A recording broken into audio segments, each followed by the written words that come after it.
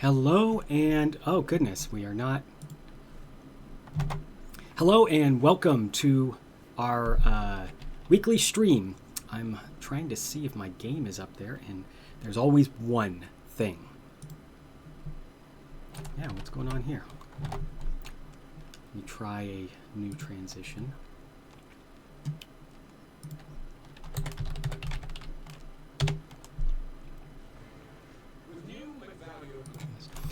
We're not quite ready to start yet anyway. But whatever's on that screen, it is irrelevant to all the words we're going to discuss. We're going to use to discuss things tonight. We are going to be talking about narrative through the lens of rivalry. Heroes, villains. Are they the same thing?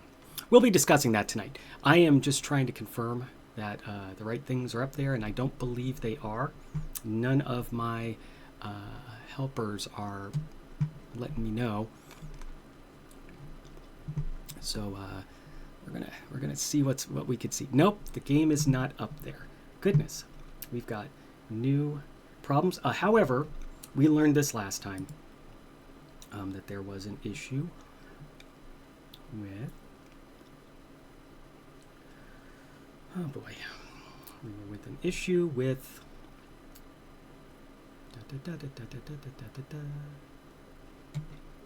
Goodness, we did not have this problem last time.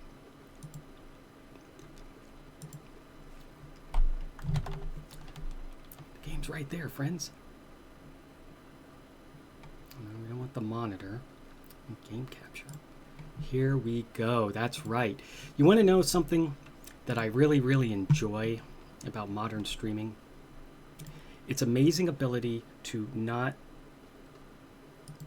be broad. Oh, goodness. Now what are we doing?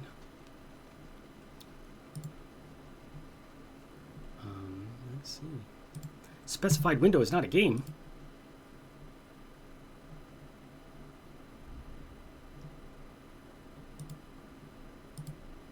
No. Specified nothing is not a game. Okay, well, instead of I'm getting notes about my voice volume when I'm just trying to figure out exactly how to get this. We had this problem before, I seem to remember, and I should have figured it out.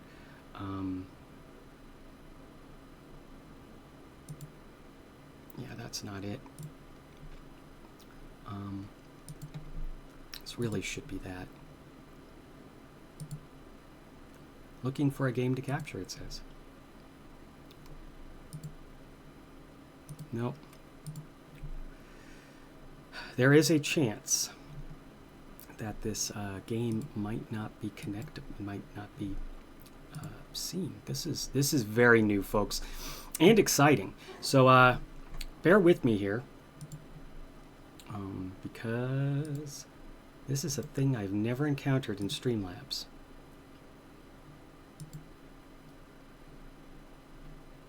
Yeah, it's just going through everything saying, nah, I don't exist.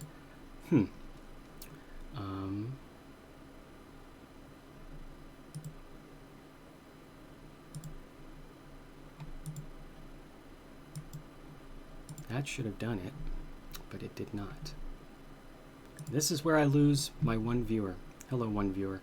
We're going to get started here in just a moment. I'm going to go ahead and put up the "we're not started yet" thing while I'm trying to figure out what's going on here. This is not great. We're going to try.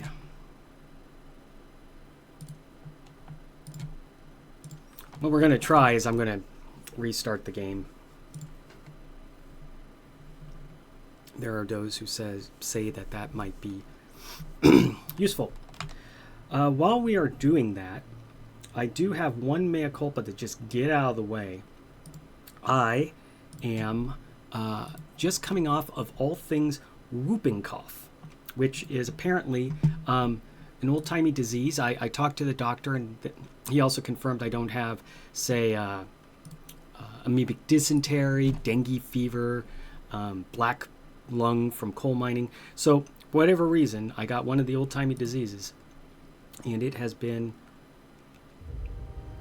a thing. All right, we've got the game, such as it is. Which means I can finally do my introduction. 7:04, we're doing great. At this rate, I'll get through none of my notes. My name is Steve Williams, also known as Sojourner. You can also call me Whooping Cough Guy, because why not? I am a game designer with 20 years of experience in a variety of awesome roles across many studios and genres and methods of making games and looking at games. So tonight I'm going to channel my inner narrative designer. We're going to be talking about heroes and villains and the rivalries that define them. Before I go too much further, I want to remind you that even though I'm a game designer, we're going to be talking about game design. I am not here to teach you game design, and I'm not even here to tell you what everyone believes among game designers. What I am going to do, though, is draw upon my 20 years of experience and talk a little bit about each topic from my perspective, the things I've learned kind of codified in my mind. It actually helps me keep in my mind what I have done in the past to think about all this stuff. So, who are we in general? You see PieTrap up there. PieTrap is an art and co-development studio in Seattle, Washington.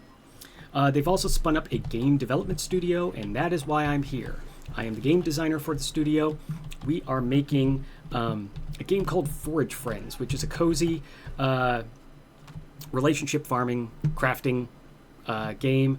It's got a focus, however, on healthful walking. That's our secret sauce.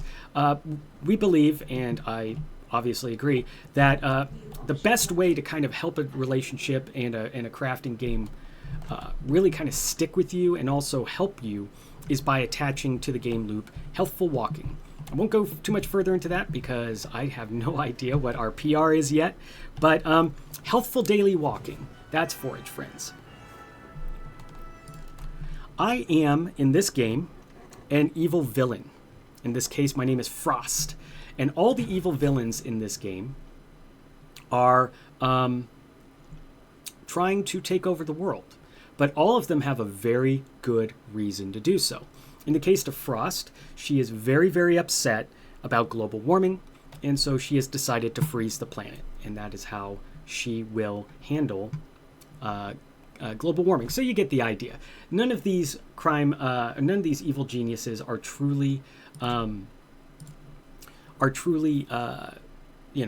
realistic. This is like old school Bond, rockets coming out of volcanoes and people with steel teeth and guys throwing hats that cut through statues and stuff like that. By the way, I've been watching a lot of James Bond for this. And James Bond has got a lot of just truly ridiculous plots. Like there's one where a bunch of tech bros, they like take over the computer systems, and they take over like the treasury and all the surveillance and all the military, and Bond has to stop them.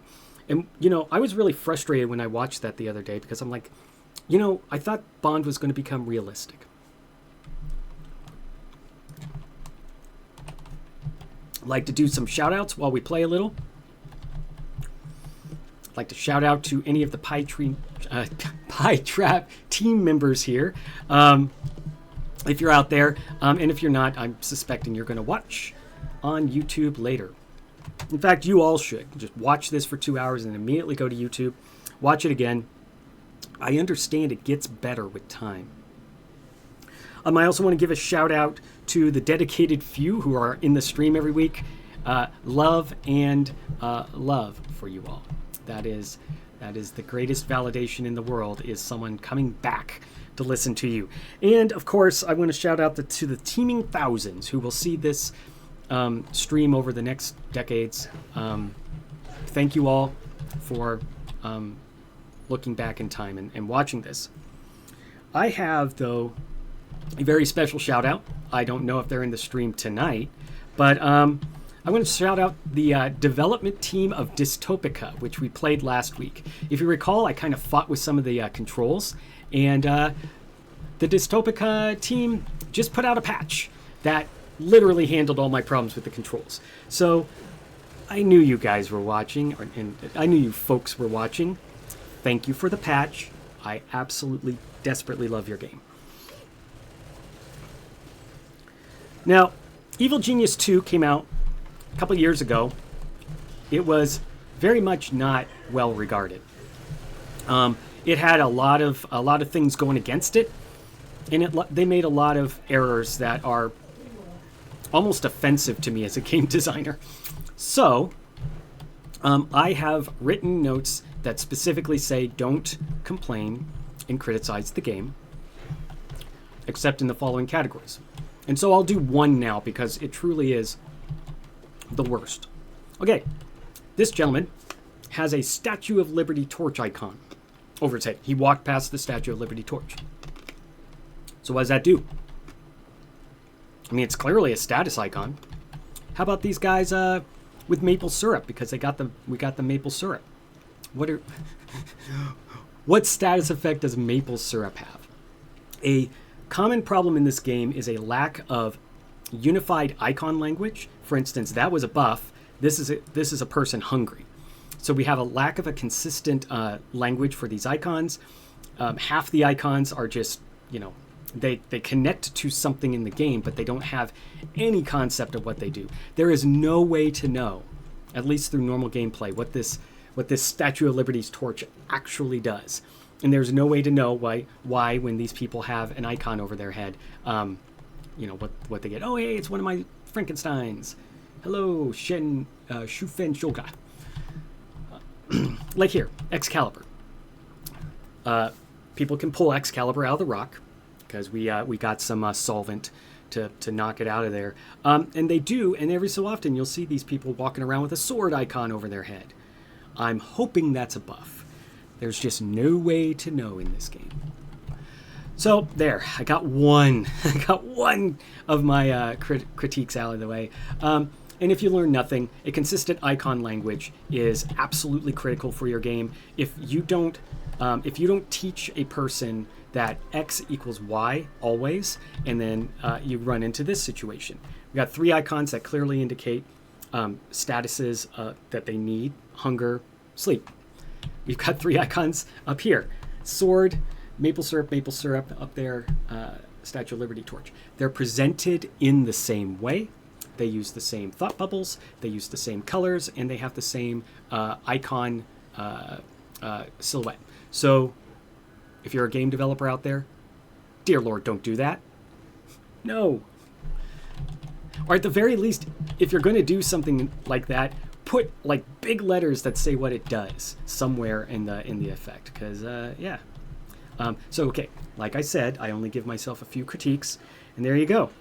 Let me scroll past the great many critiques. I'm going to do one just because I'm not allowed to play it. I just read through all the rules for Twitch, and I'm very thankful I haven't been playing any game music because you're not supposed to do that without permission. So I didn't play the Evil Genius 1 theme song, but boy, did I want to. Evil Genius 1 had a full symphony orchestra play their entire soundtrack. And it was 60s Bond music. It was some of the most amazing music you can hear, especially because it was played as such music should be. It's a filmic sort of thing, so you want your orchestra to do it. There is no way Evil Genius 2 could have ever matched that.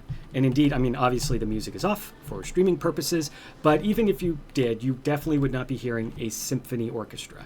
There's a richness to the sound. There's just the vibrato alone as the instruments play. You will never get that in a digital production. This is not actually shade, because I can't imagine how much that symphony cost the first time, and I'm sure the prices have gone up, because Evil Genius 1 was 15 years ago, I think. And that gets us to the strangest thing I will ever say, I think, in years. I want to give a shout out to Demis Hassabis, who is the AI programmer for Evil Genius 1, and he was the AI programming, he was the AI development consultant for this game. However, if you know anything about some science, you'll know Demis Hassabis as a different person. And yes, this person who did the AI for the last game and consulted on the AI for this one has won the 2024 Nobel Prize in Chemistry. So I got to tell that story before we get into any of our stuff. When he left games after a long period of time working for a couple game companies in England, he went on to found a company called DeepMind because he was an AI programmer. He was kind of an expert. This company was built around an old school AI that was extremely powerful at calculation of certain things. He started this initiative called AlphaFold, which went through all the possible combinations of protein structure, which is something that used to take dozens of person hours per version, and there's millions, and his was doing several a second. So his ability to show us all in the end of the possible shapes of protein structures that are useful to the human body, and the ability for other scientists to use that information to do really awesome things, won this guy the 2024 Nobel Prize in Chemistry. So rad, awesome. I think every game developer will eventually go on to get a Nobel Prize, and he was just kind of the first. But seriously, holy crap. We're here to talk about a topic, a game design topic. I do this every week. And the game design topic this week is rivals are heroes. So we got to start from the very, very beginning. What is a hero? Let's take a look at this villain layer and see if we can start to think about what is a hero. So the villain layer, of course, is built around a casino. That is the cover operation that all these tourists kind of wander through. Occasionally investigators and others try and sneak in, trying to figure out what you're up to. They can get caught up in all this stuff. It's a casino. There's all sorts of doodads, each of which might distract an incoming infiltrator or investigator or soldier or saboteur. There are many flavors. So a well-built cover operation is your first step in being a good evil genius. From there, you have a variety of rooms. Each of them serves exactly one function. We have here a break room. We have here a archive to get your brain back smart. Prison, surveillance place, a giant empty room for the thing that makes my Frankensteins, a couple generators for no reason, and then we have some engineering back here. We have incinerators, which are very valuable because there's a lot of body bags in this game. Cafeteria, a couple guard tables I have at specific locations, and a ton of weapons for them. Place for my robots to charge back up. They always look like they're having a great time. Zorp, zorp, zorp, zorp. My submarine bays, from which I do submarine things. I am an evil genius. There's a couple more things. This is something that's going to feature prominently in the situation I've set up or about to set up for tonight. This is where my money's at. You gather gold bars, and they are stored.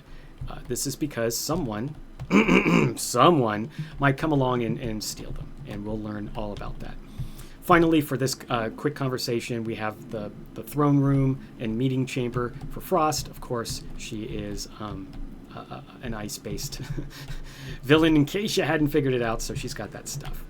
So looking at all this, is Frost a hero?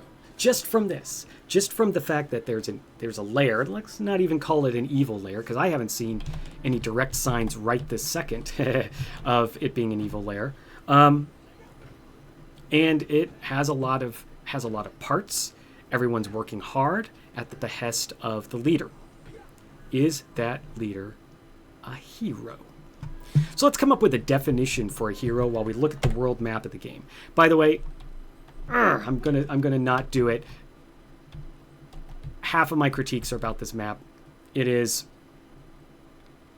a lesson book of things you should not do with UI, things you should not do with UX, things that you should never, ever, ever do with games that are long duration, etc., etc., etc.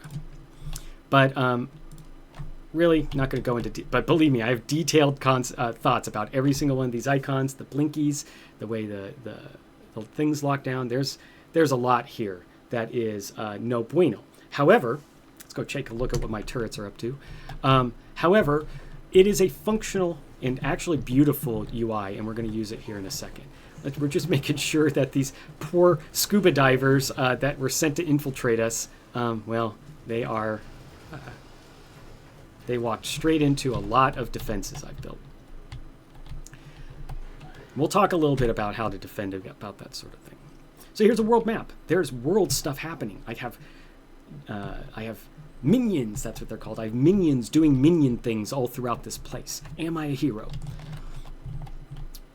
I have the ability to select specific jobs.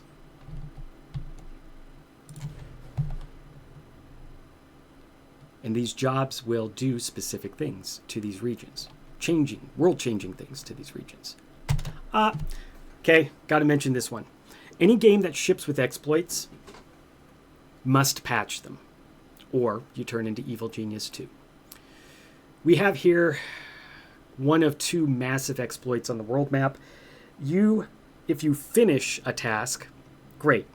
If you stop a task before it finishes, however, you get 25% of what you paid in back. So when you do these fast intelligence jobs, there is no upside to letting it run all the way through. You get it, you get some of your intel back, and Bob's your uncle. So we're not going to spend too much more time here. I just wanted to show that there is a world map. There is stuff going on. I'm sending out submarines. I'm sending out little teams of guys, little teams of girls, little teams of the in-betweens, because we have a lot of ambiguity going on here, which is, in my opinion, the best.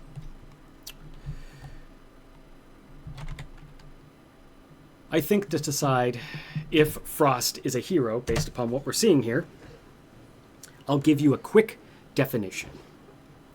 A hero is someone who shapes the world through their actions, and they elevate themselves above others, whether through their ideals, whether through their skills, or just sheer force of will.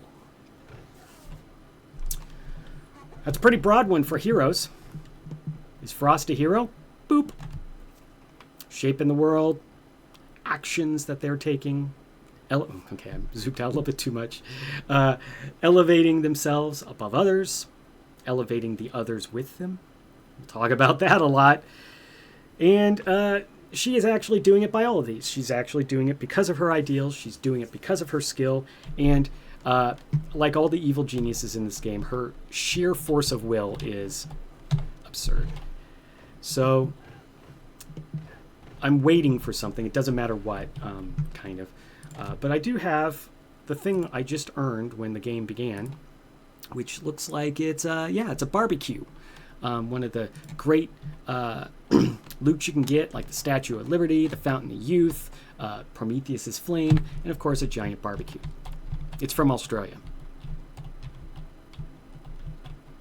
I am going to place this somewhere because I'm going to take a big guess. And in a previous game, I was able to check this, but my big guess would be this is a food thing that people can go to get food.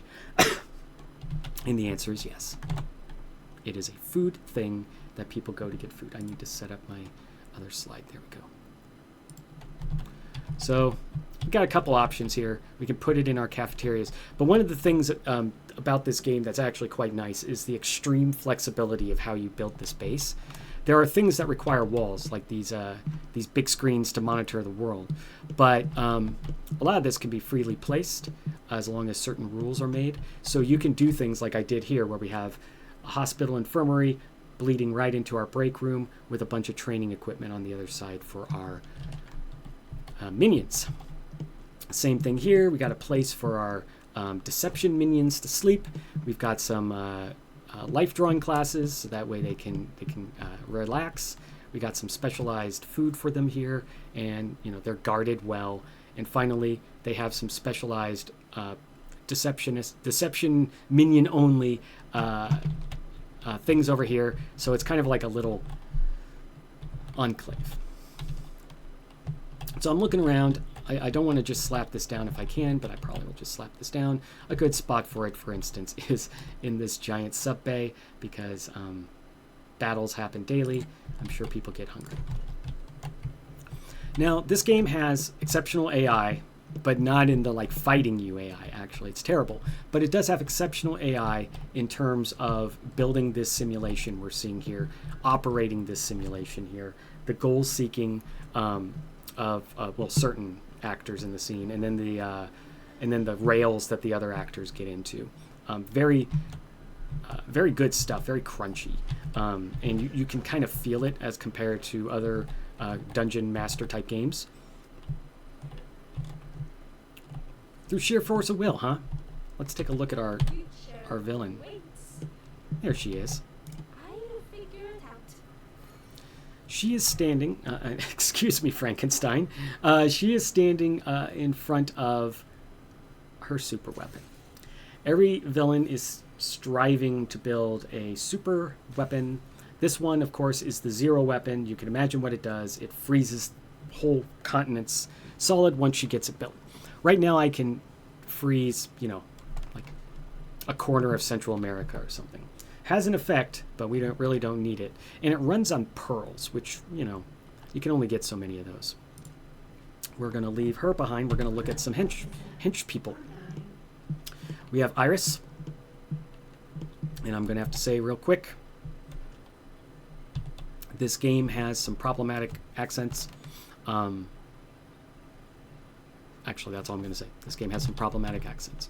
Iris is your AI, and also you can make her into a robot, which I did as one of my hench people.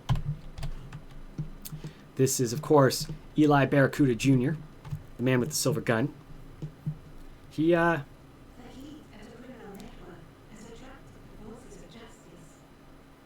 he's quite the fighter, and has a silver tongue. Can talk almost anyone out of anything. And my newest ally is, of course, Fugu Furukawa, the deadly sushi chef. Do not eat her blowfish. These hench people, they're called henchmen in the game, but I'll make an effort. These hench people are each have specialized skills, each have ways that you can use them. Some of them outside of combat, like Eli. Some of them only in combat, like Fugu. But some of them have some pretty large effects when they do so. Iris shoots lasers out of her eyes and a couple other things. Good, but not great. Fugu can make an entire room filled with poison blowfish gas, and there is friendly fire in this game. So a lot of your friends die too. So I was still waiting for something to happen. Let's see if it's happened.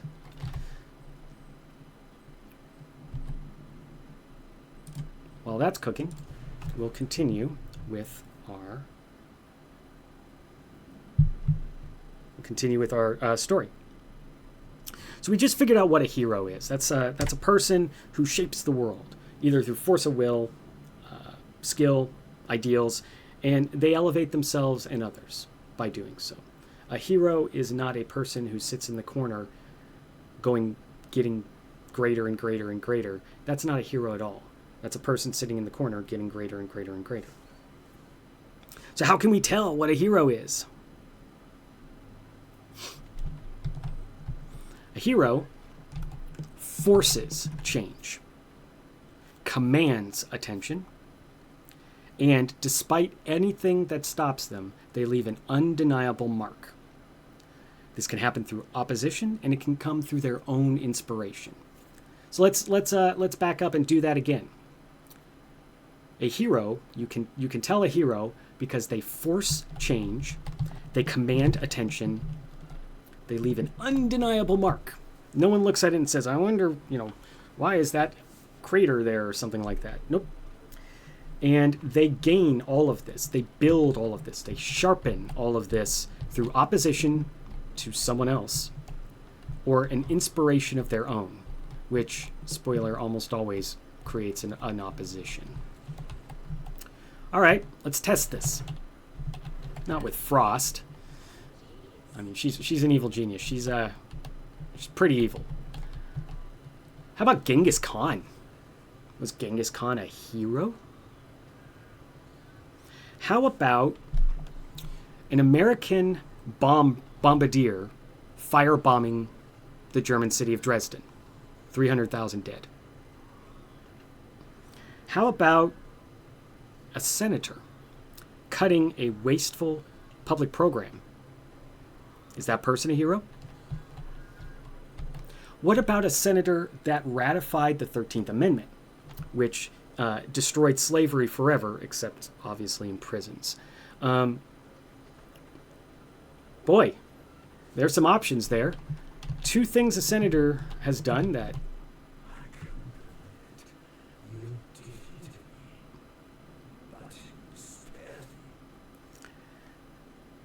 So Zhubai is obviously a martial arts-based crime lord. So crime lords can be defeated and brought to your side, and also you can defeat them and just kill them. It's a equal opportunity game.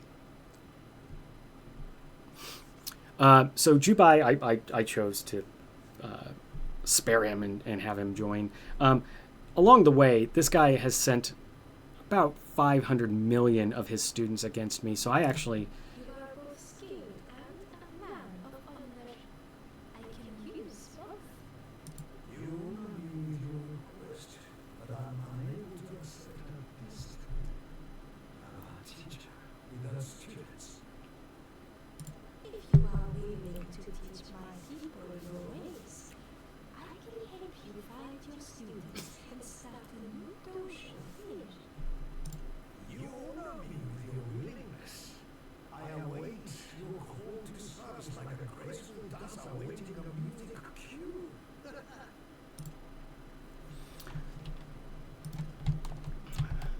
Back to the boring stuff. So Zhubai is going to join me if I complete this task. There's going to be some martial artists that are apparently going to attack, and we'll deal with them because we're a freaking evil genius, and we're martial artists are the least of our worries. So let's back up. Genghis Khan, bombardier firebombing an entire city, senator stopping a public program that wastes money, and a senator who ratified the 13th Amendment, ending slavery forever. Sounds like this isn't a true black and white definition. It sounds like there's a perception that we have to have in order to truly agree, or at least have the conversation, that this is a hero. Because it isn't just being a maker of change with great power. It isn't just that. I mean, a racehorse has a great deal of power. And it can definitely make change if it runs itself down a freeway. So, it's not power, and it's not just making change. So let's figure out what the primary requirements to be a hero is. We got to go all the way down this road in order to get to rivalry. Because, by the way, you notice we aren't talking about villains yet. We're going to have to ask the question at some point, do you even need the word villains anymore? We'll figure that out. What are the requirements to be a hero? Well, number one, a hero must face adversity. And not like a little adversity, but like a lot of adversity, to the limits that they can handle. Anything above that, it's no longer heroism, it's disaster, it's tragedy. And anything below that, this person is not a hero, at least in their actions. They're just a hammer smashing something down. Now, all of these may be correct, right? It doesn't mean that they're not important. It doesn't mean that they're not powerful or any of these other things. It means exactly what it means. You aren't a hero, even if you make great change, unless you face a meaningful challenge. And this is critically important for fiction. This is something in game narrative that it's a line that for whatever reason, many narrative folks, many writers kind of struggle with the pacing and the meaningful challenge. And frequently the easy mode is you just start with a villain who is epically powerful, exists in space, body made out of radiation, whatever, right? That is a typical way to go, and it completely undermines the journey of your hero. In fact, it becomes not a journey for the hero, and it doesn't even become heroism. Instead, what you get is some sort of power play, which really isn't adversity, and it definitely is not the sort of rivalry we're going to be talking about tonight. So adversity, they got to face a meaningful challenge. And if the challenge is not meaningful, which has components to it, then not a hero. And / not a villain. Oh, okay, I see what's going on. So looks like some of these martial artists found my laser disco. There's a whole trap hallway. We'll talk about trap hallways in just a second. Yeah, little slow on the uptake there, lady. All right, so what I'm going to do is I'm going to find the ones who are the opponents, and apparently we want to capture them. Oh, I see what happened. It's one of my Frankensteins. Well, I have bad news for all of you. My Frankenstein isn't going to really kill you guys very quickly, but you are not going to be able to kill that thing. It's flipping Frankenstein. So what's going to happen next is they're either going to go in and they're going to go down the trap hallway, of which I have many, and we can look at them. But I have a feeling we got a hitman coming, and we've got some maintenance technician coming. That's Pia Rumpel, and this is just it. We're in a fight now. There's no longer a concept of sneaking around, which is unfortunate because our tourists are flipping out, which I would be too if there was 5 martial artists fighting Frankenstein. Okay, it looks like this guy. Oh, they did take him out. Okay, that happens. But don't ruin the fun. Don't ruin the fun. But he is. Ching, ching, ching. So I have a mirror there, and it bees, and so unfortunately it hit my own team too, because there is absolutely friendly fire in this game. And now this guy running away. Oh, why did you stop? Trying to get him in that shark tank over there.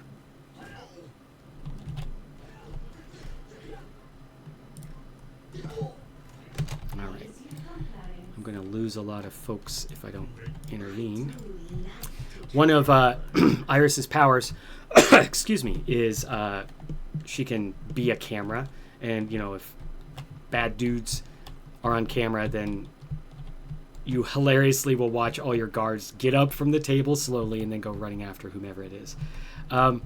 Since we're doing the tour, I got to introduce you to 2 people who have been in this base for a very long time. This is Bo Plankton and Ida Pudding. Yeah, Ida Pudding and Bo Plankton. Earlier in the game, I played the Portal add-on, and part of it is you get a bunch of willing test subjects, and I couldn't bear to kill them after I had completed it, and I naively thought that I could just release them and they would wander off.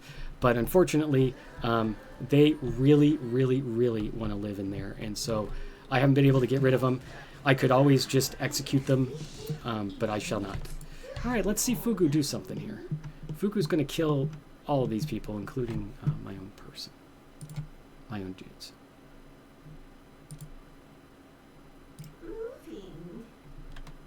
Oh, no, I got to do... Boop.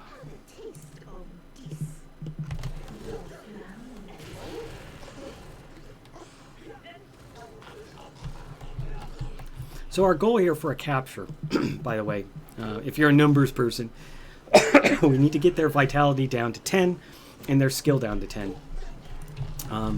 So this is where it gets fun. So some of my guys have freeze rays, of course, so we can freeze some of these people. Some of these people I'm supposed to capture are dying because of Fugu's thing.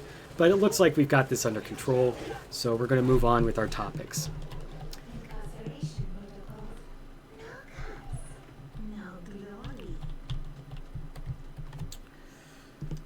The requirements to be a hero: adversity, meaningful challenge, agency. People who know me expect two things from one of these. The word agency is going to pop up, and I talk about what a game designer is trying to do. We'll get to that because I always talk about at some point what a game designer is trying to do. But agency, excuse me, I had whooping cough. I apologize. It's kind of fun to say that, right? I suffered adversity like a 19th century chimney sweep. Agency, in the context of heroism, is not just I can do what I want. It's a decisive choices, frequent decisive choices, or at least critical decisive choices. Agency for a hero is not I choose. Agency for a hero is I choose the right thing at the moment of crisis. Agency. So a hero shapes outcomes. We kind of touched on that before, but it's critical to say that. A hero is not someone who pops up one day and says, I would like grilled cheese, and suddenly everyone in the town ate grilled cheese, and they were like, he's the grilled cheese hero. Maybe. Shaping outcomes, sure. Meaningful challenge, no. And then the last one, yes, but let's talk about it. Adversity, agency, boy, I get choked up. Adversity, agency, influence. A hero changes others. Period. Full stop. There is no such thing as a hero that has no impact on others, and there is no such thing as a hero that doesn't do something to the people that interact with them. And so we have to add, after the comma, something that is uncomfortable when you think about quote-unquote good guy heroes. But the influence of a hero changes others whether they want to change or not. An unwilling change because of the actions of a hero is actually very common if you start to think about that. And it is one of the keys to making sure that a hero has their place in the world. Adversity shows us that a hero has a mountain to climb, or at least a whetstone to sharpen themselves on. Agency tells us that the hero has the ability to win, has the ability to lose, has the ability to make the change. And influence tells us that if the hero does anything, it's going to change others, whether they want to or not. So while the critical components for being a mover and a shaker, while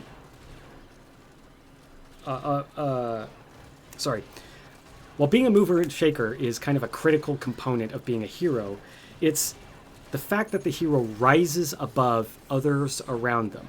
They may all be captains in the army, but this captain ran single-handedly up a hill, threw grenades into a bunch of baby orphanages, and set elderly people on fire, whatever. That is a hero because they rose above the rest. A hero focuses on solutions, and they do this for things that no one else can solve. They can look at a problem and say, these are the solutions that we must enact. And while others may have thought of it, only a hero can push that forward. But most tellingly, and something that is very frequently forgotten in game narrative and otherwise, is a hero is remembered. If they are not remembered, then they cannot be what I say is the figurehead on top of a ship of great deeds. A hero isn't just the deeds. A hero is the person who did the deeds. Avert your eyes if you do not like comical, not really torture.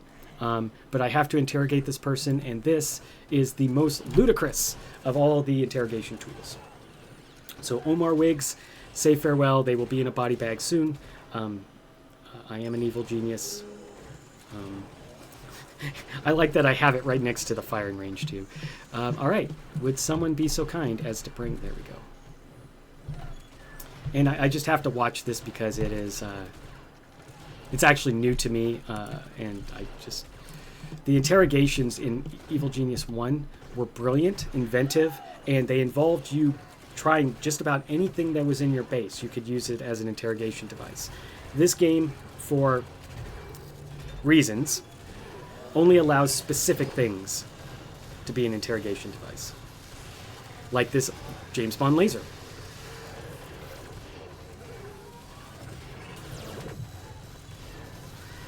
Hero? Or villain. So if a hero is a figurehead on a ship of deeds sailing through the ocean with a crew of those who willingly or not willingly have oh wow, there were some more students. It's totally fine. Oh nope, they're leaving. Figure. Run away onto your cruise ship. So the reason why I wrote down the Ship of Deeds and then totally forgot to do anything with it is that is a great way to think about the whole package of this hero in terms of agency, in terms of the ability to influence others, etc. And so if you think about a ship, the hero is the figurehead of the ship. It's the reason for the season, right? Like this is why this ship is sailing. The ship is filled with people. Those people are carried along for the ride, whether they want to be or not, though most of them are there because they want to be. So this kind of collects all the things that make up a hero, and we get to the last part. I started to say it, and then I realized I skipped over a part. A hero is a person who is remembered, and it's not just remembered. They're not remembered for 50 things, though heroes are often spoken of with 50 things. They are remembered for one crystallized moment, perfect moment of glory, success, validation, purpose. That is what makes a hero a hero. Lilu Multimeow might come in here. Yeah, we hear you. She might come in here and tell us a little bit more about being a hero, but I suspect that she has an agenda of her own, as always. The best way to think about this crystallized moment of glory, this crystallized moment of validation, this crystallized completion of purpose is that there are many, many heroes, but there are very, very few heroes. Put a capital H there. You get what I'm saying. I tried to deliver that as best I could, but I did better this morning when I was looking at it.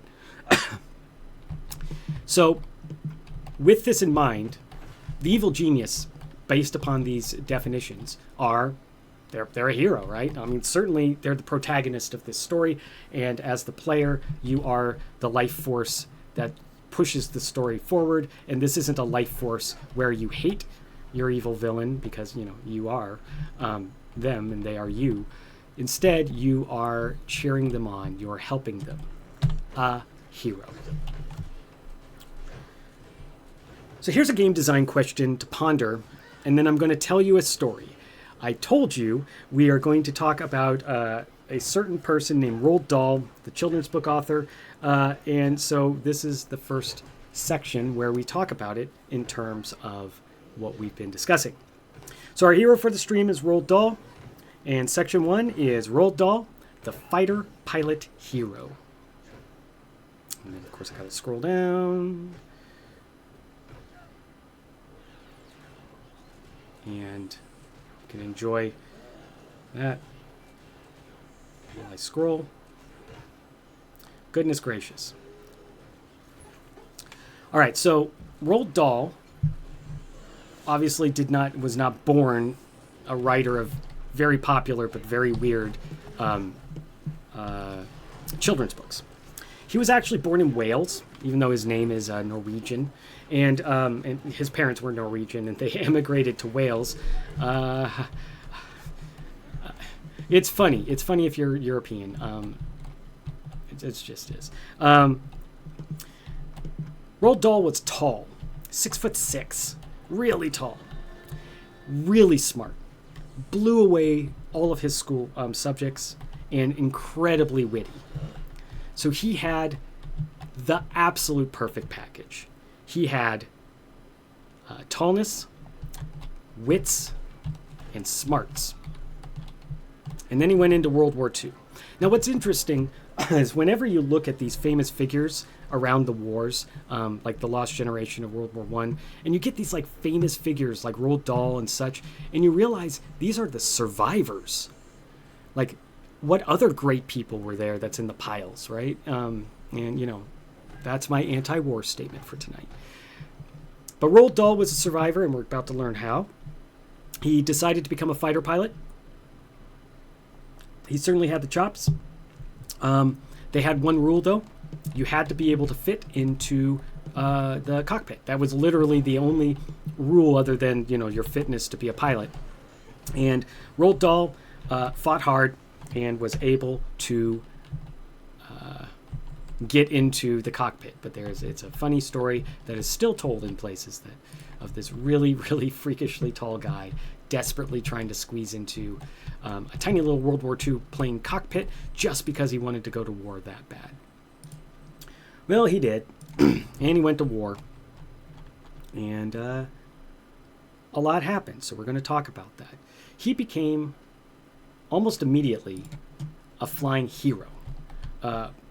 Well-known across the RAF, and indeed partially in the Luftwaffe, because he was not the best pilot, definitely not the best pilot, but he was really good, and he was surviving a lot of death. He fought in the Battle of Greece, which we'll touch on in just a second. If you're not a history buff, the Battle of Greece between the RAF and the Luftwaffe, the RAF and Italy's air units, which was the Luftwaffe. He was involved in one of the worst battles outside of the British homeland, and it was a battle that the RAF was supposed to win, and they weren't. They got their butts kicked. And not only did they get their butts kicked, but one by one, all of the aces and all of the most experienced pilots in the North Africa campaign were shot down, and most of them were killed. Suddenly, Roald Dahl, random pilot, became in charge of an entire wing of aircraft, desperately fleeing from a foe that was just picking them off one by one. So he organized the planes as best he could. They started to race back to Egypt. He sent them in sorties, the fastest planes, slowest planes, and then the next fastest planes, stuff like that. And he himself remained behind in the rear guard because there were still 4 light bombers that remained in the air, and bombers are pretty valuable. They have a lot of crew in them compared to an airplane or to a fighter plane. And also, you don't want to leave your comrades behind to be shot down. So he fought in the rear guard. He definitely shot down planes. And there was, up until recently, a lot of the sources I looked at say, oh, but he wasn't an ace. Well, recently they've done enough work to realize that he shot down, in the Battle of Greece alone, between 7 and 9 aircraft. So he is definitely a flying ace. If you care about that stuff, nowadays we have other things to do. But back then, boy howdy, that was a big deal, as we'll learn.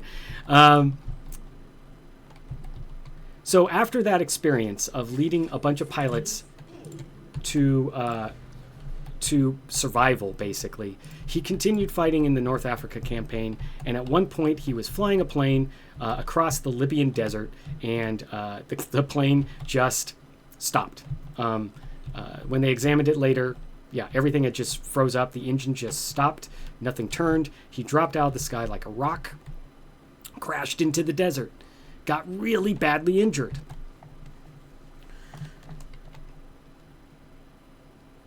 So they sent him back to England to recover. I mean, he had skull fractures. It was brutal. And by the way, he was just alone in the desert, like the desert, the Sahara Desert, waiting for rescue for I think 2 days with a skull fracture, and like half his bones were broken. He walked with a cane for the rest of his life. And so yeah, he took it. He took it in the chin. He was a hero in another way, which is a hero who knew when to withdraw from battle. That is not an easy thing, especially in World War II. There was tons of people doing tons of shenanigans after they really shouldn't have. Their bodies were broken down and such.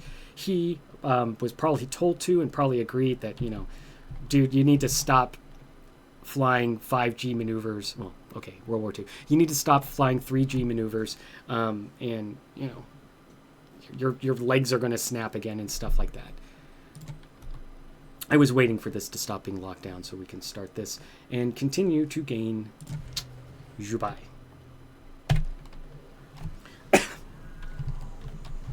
So he arrives in England, and he's asked by the head of basically record keeping, who was a known writer that signed up for the war, because they all signed up for the war, and he was a well-regarded writer. I didn't write down his name, but just put in your head well-regarded writer, and he said, "Hey, could you jot down some notes about what happened to you in Libya?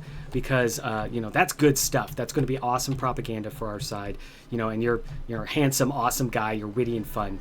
So Roald Dahl went back to his place and sat down in front of a typewriter, and he typed a story which is now known as Piece of Cake, or is also known Shot Down Over the Libyan Desert, which he was not. His plane just died on him.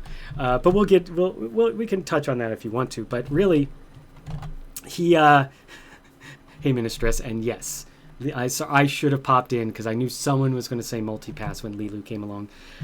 She has her multipass. She'll bust that thing out if you meow at her, right? Excuse me. So he wrote this thing, and the writer who was handling records was like, "I'm not going to change a word, and in fact, I'm going to send it with your name on it to be published in one of the popular hoity-toity words digest that they had 50 of." So it was a propaganda piece, but it was really well written. And if you want to read excuse me, some Roald Dahl that isn't weird, creepy children's stuff, read Piece of Cake. It is it's a legitimately good story, and I'm not just saying that in famous author. It really was. The first time I read it, I'm like, wow. It was like when I read Kurt Vonnegut's nonfiction stuff for the first time. I was like, oh wow, this is good. Sometimes fiction writers. So he's back home. He just wrote this successful thing, and his convalescence is over. So he gets a visit by the BSC, which is the secret intelligence of Britain during World War II. I have now gathered Zhubai. He's now my fourth hench person. Before we start another thing, let's finish this section and then we'll start another thing.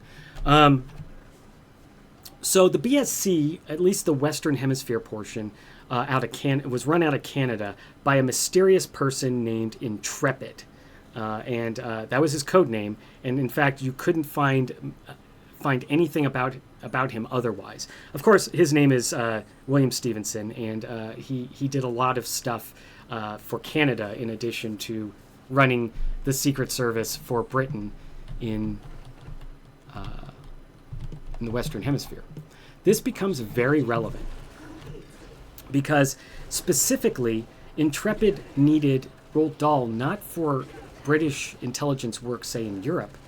They specifically needed Roald Dahl to become a British spy against the Americans. This was a big war, and Britain was always very concerned that its ally was going to disappear on them. And to be honest, if you read the history and if you hear a little bit of the story we're going to talk about tonight, it was not guaranteed that the United States would stay on the side of Britain. So sending Roald Dahl, they sent a couple other people over time. They sent this fellow named Ian Fleming, who didn't do a ton, but they sent him through Washington, D.C. a number of times. There was Noel Coward, who you may have heard of. He was doing a lot of what we're going to find out Roald Dahl was doing, but for his own specific tastes. And so we had this kind of like posse of pretty well-regarded literary figures, and then, Ian Fleming, who passed through and were doing spying. But Roald Dahl was very quickly identified as the person to stay. And Intrepid, the secret spy master, oh boy, hang on. Well, you get back into your jail, so...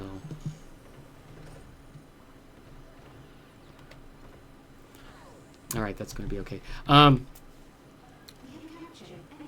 So Intrepid arranged for him to be promoted to air wing attaché to the United States government. Specifically, his job was to exchange information with the Army, which back then ran all the planes, and work together to find what did we learn, what did they learn, what's good for us, what's good for us. Really didn't do that job, by the way. Spoiler. So in 1942, he arrived. And to be honest, he was considered pleasant and unimportant and immediately disappeared. However, he talked to a guy named Charles Marsh. Charles Marsh, by the way, pops up all throughout World War II era history, for good and for bad. In this case, it's for good. Charles Marsh literally talked to Roald Dahl once and said, this guy is the cat's meow. He said, come live with me for like 3 months.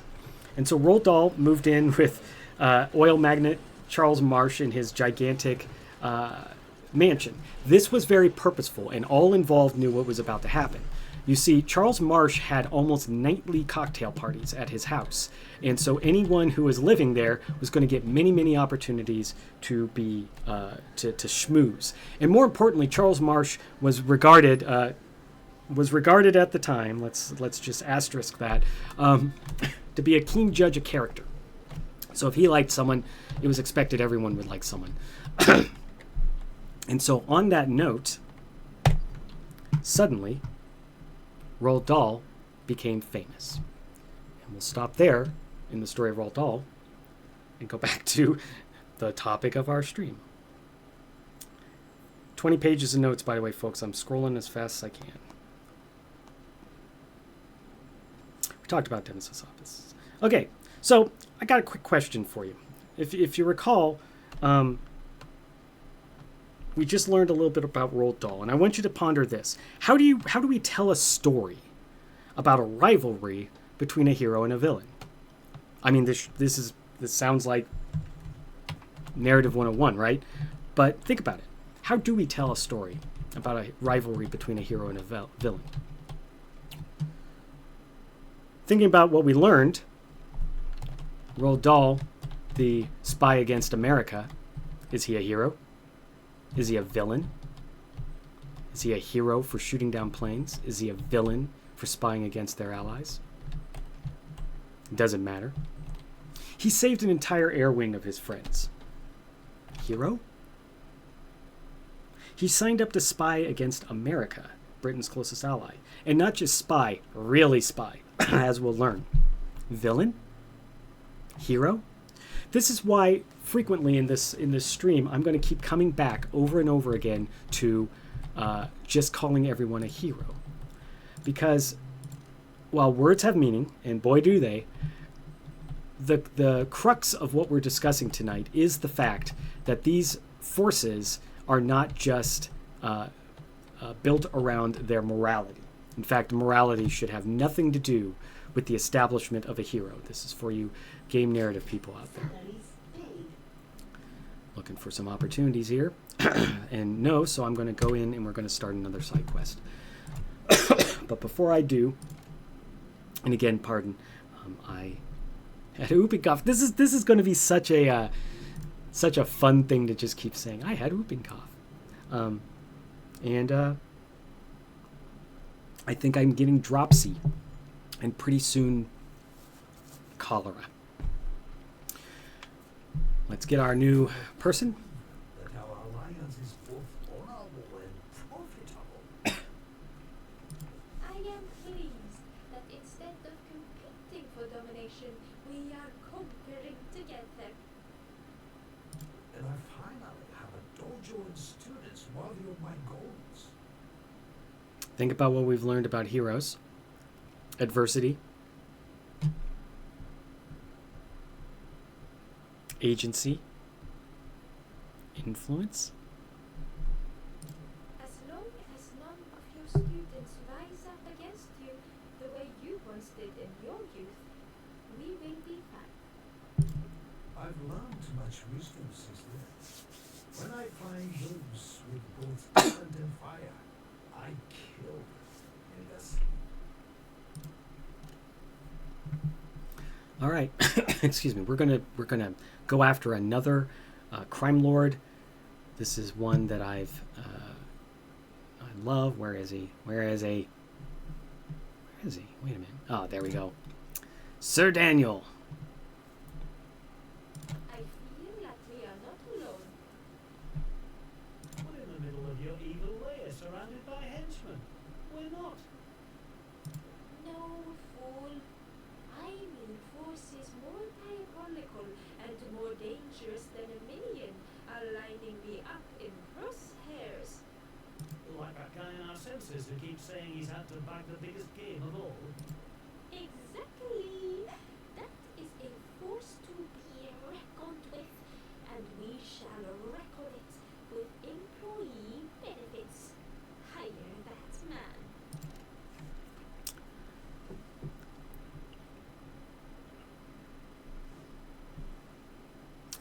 So we keep dancing around it, and I told us, maybe it doesn't matter, but let's attack this question one more time. Are villains heroes in a way? And the way to think about it is the best villains are heroes. Villainy is not about destruction. That's just being destructive. Villainy is about greatness in opposition.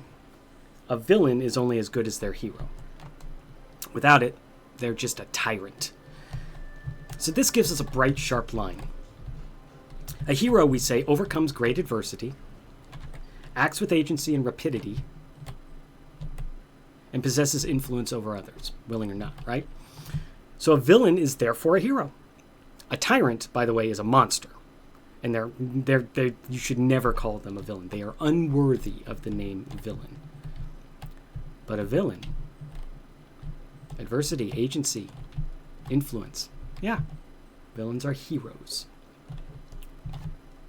Now, what about those that are in between, like minor folks, minor figures? The way you can tell if any figure is a hero is simply this: if they force change around them, they're a hero. If they just persist in the story, or if they persist in the world, then they are noise. That's it. And the reason why is a hero pokes out of that noise. So this is broadly applicable to storytelling of any form, but definitely game design, game narrative design. And so here's some narrative design thoughts around the concepts we just discussed. How do we tell a story about such a hero and such a villain, right? The narrative focus of a rivalry, which is the story of the conflict between a hero and a villain, is a triangle. And the triangle is the way you create a rivalry. The triangle consists of the hero, the villain, and the turf they fight over. Now, turf is a very loose term I'm going to use here. And I'll give some examples. A very common narrative is two rivals. There's Sir Daniel. Common narrative is two rivals who are fighting over a loved one, right? Like a person that they both love. That's a very common narrative. It's a very common triangle. The hero, the villain, and the turf, which grossly is a person if you think of them as turf. two rivals can struggle with another to lead a nation, to lead a group, to lead a train full of revolutionaries. Well, we'll get to that in a moment. So a rare narrative, by the way, is two rivals in the same body. But what's interesting about that is it's the same thing as all the rest, but this tight turf and the tightness, the proximity of the two, shrinks this triangle down to a point. But they're always this triangle. Turf, by the way, can be anything. Anything, as long as the hero and the villain are willing to risk it all to contend for it. Why did you fight so hard for this? Because you were fighting so hard for this. I mean, it could be anything. An everlasting gobstopper. Dreams. The Formula 86 delayed action mouse maker. And by the way, if you didn't get any of those, it's because you haven't read any Roald Dahl children's books, but he really is all about this triangle. So writers try to establish turf often before they establish the rivals in their rivalry. Now, game writers, listen please, you should beware that this will lose you a lot of narrative energy before the story is properly setting up the triangle. This is so different than, say, writing for television and such, where you could have establishing shots that matter. But games have a much faster timescale and a longer period of play. So you should handle a lot of business right at the beginning and tease out the rest over time. Here I'm just saying that you probably should choose your hero and villain, your rivals first. Because what do I care about bucolic Dickety-Dickville if there's nothing happening in Dickety-Dickville, right? We know the rivals are going to upend it. So if you show me too much of this turf, then it becomes more and more of a question of, why are you showing me this? It's going to change. And the more you show it, the more the reader or the player is going to expect to see change. So there is a narrative strategy from the other side, which is solid, right? The all about the turf, bring in the characters afterwards. But the focus on the rivals and the conflicts becomes much harder if you do that. And that's why I recommend to game writers and narrative people,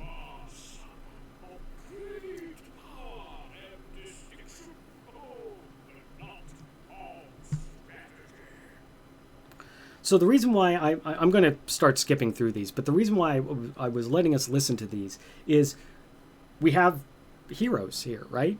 Sir Daniel is a big game hunter of people, and Frost is trying to freeze the entire planet to stop global warming. So they're villains, right? But they're also heroes. And these conversations between the two often contain a lot of the discussion of the stuff I'm talking about, the agency, the adversity, and the influence.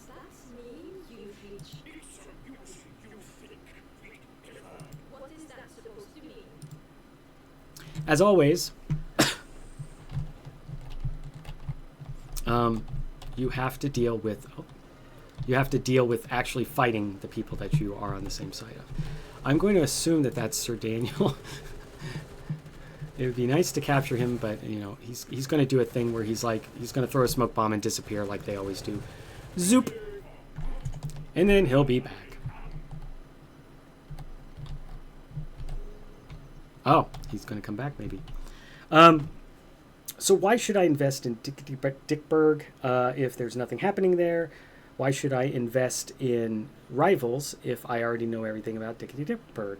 So it gets harder and harder to build the rivalry. Wow, we got fighting going on everywhere. Oh, fighting Sir Daniel. All right, well, you guys deal with it. The thing I like to say here is people crave faces. They crave eyes. They do not crave farmhouses. So a good video game shows you the eyes, shows you the face before you sketch in Dickety-Dickburg, right? So here's a game design question to ponder, and I'm going to tell you a story. And this time I'm going to tell the Roald Dahl stories a little bit faster because while they're fun, Okay, while they're fun, they there's a lot going on. So I am going to use my new favorite toy. Is the game? Okay, I thought the game was stopping. And that is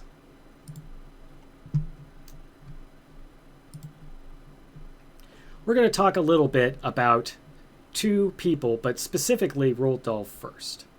And before you do, I just want to ask you a question. What happens when your audience hates both the hero and the villain because their rivalry just is crappy? Let's think about that and pick that up shortly. So Roald Dahl became a spy. Straight up became a spy. Not like, ooh, you know, I like to talk about these things. No, he is a spy. And he was told to engage in what is known as cocktail party espionage. So he started schmoozing with a lot of people, and his big break was schmoozing with the vice president, who we'll learn a lot more about shortly. And he also schmoozed with several senators. You can see a congressperson, and other people who were in the know. Anyone he could find that were in the know about what the Americans were actually doing in the war. He became the talk of the town. He really did. He basically spent his evenings going from cocktail party to cocktail party. He never did air wing attaché stuff. No, he wasn't there for that, and he just never worked. Instead, he was assigned to begin seducing influential women in Washington, D.C.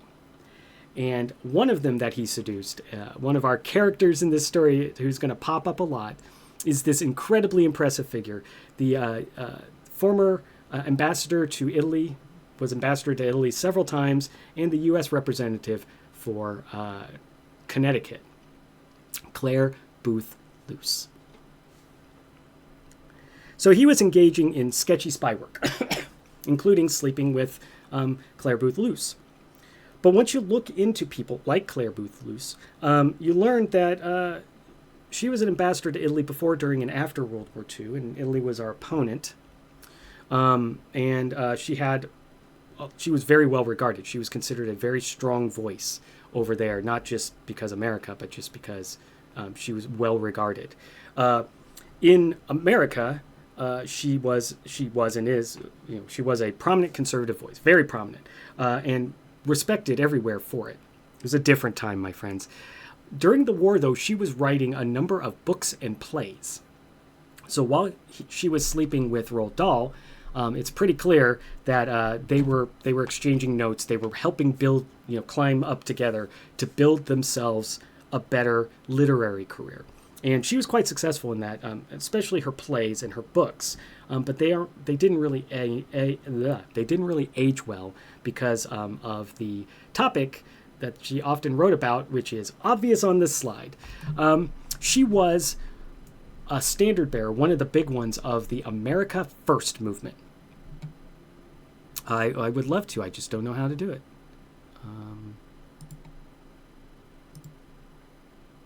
I don't know how to operate this machine. I'm sorry. I will make an attempt. If you know how to do it, just tell me how to do it. I just barely began walking on my hind legs yesterday. So she wrote a number of books, a number of plays. Goodness, I wish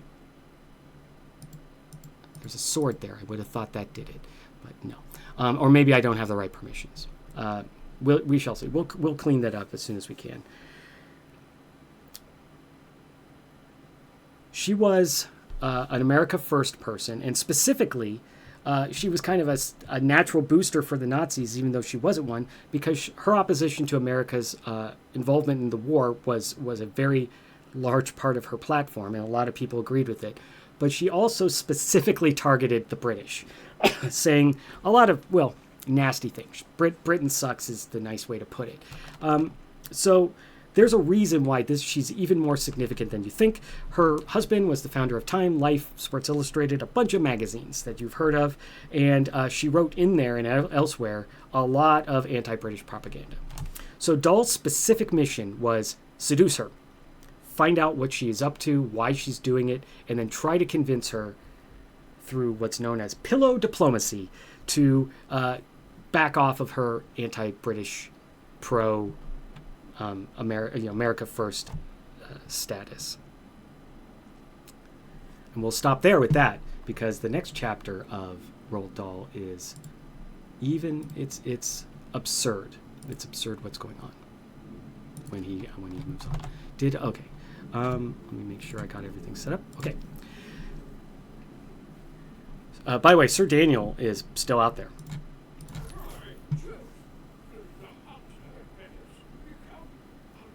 I guess he isn't still out there. I am not hunting you.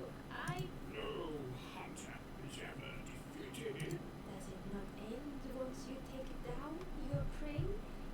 Kind of like I did to you just now. Technicalities. You've won this day. I honor our skirmish until the day I win for the final kill.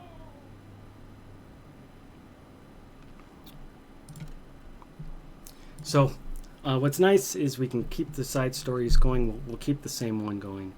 Million. Yes, boss. Did you or anyone else schedule a plant placement here? No, boss. This one placed itself there. Muttering something about how the prey will pray today. Well, that is not suspicious at all. I will investigate this completely normal plant with violence.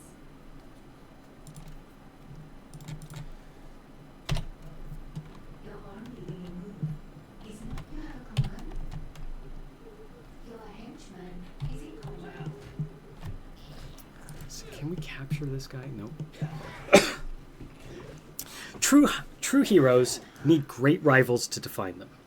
So the magnitude of the villainy is calibrated to the quality of the opposition one faces. And this is like good game design. This is excellent narrative design. But this is just the natural outcome of a good villain and a good hero. They calibrate each other and make sure that each one understands what the other one is doing. So in this game, when a super agent or one of these crime lords comes in, they're disrupting my operations, right? And they create this tension because often they have personalities that are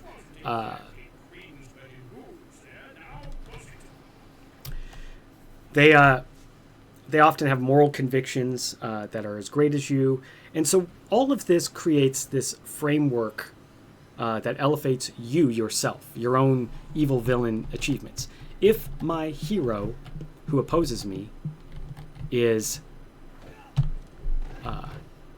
5 power, then when I get to 5 power, I have risen to be at their level.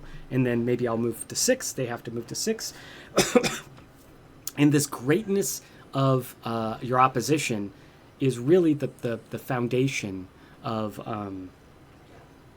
how we talk about heroes and villains in context with each other. And because we call everyone a hero now, we're really talking about the rivalry between two great figures. Now, this is historical, right? Napoleon. Without Wellington, he would have just been a monster tyrant, right? But because of Wellington, they elevated each other to heroic status, and their battles became legends. They became the catalysts of change. They created, through their agency, they created a ton of world-shaking events. Sorry. So, I mean, that one may have been heady, but Sherlock Holmes. I mean, really. Sherlock Holmes would have been a nerd who snorted a lot of cocaine and played the violin. But then Moriarty comes along, right? This is what makes Sherlock Holmes great. Sherlock Holmes is not great for learning to read a invisible ink on a paper and saying that there's a hound out there. That is not what makes Sherlock Holmes great. It made him useful, and probably, he got paid well for that. But it wasn't the heroism that we're seeking. Let's interrogate someone just to keep evil.